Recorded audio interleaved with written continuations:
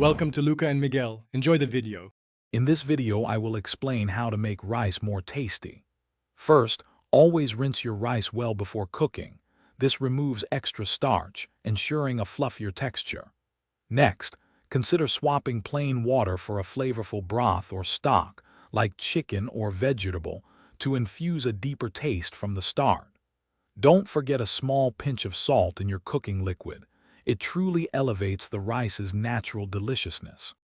To further elevate your rice, introduce some wonderful aromatics. Begin by sautéing finely diced garlic or onion in a little oil before adding your rice and liquid. This builds a fantastic flavor foundation.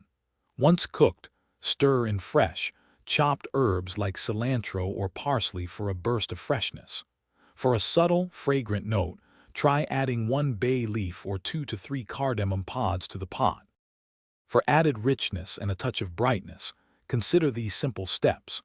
After your rice is perfectly cooked, stir in a generous pat of butter or a tablespoon of good olive oil. This adds a lovely sheen and creamy texture.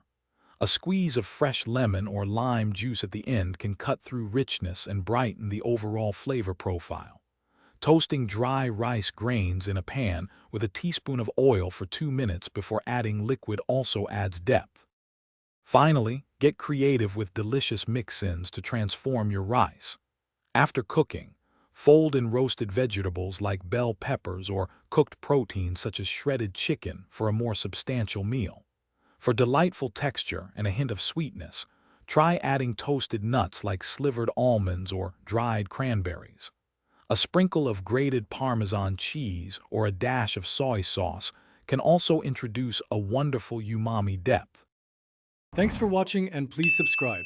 It's the best investment you'll ever make.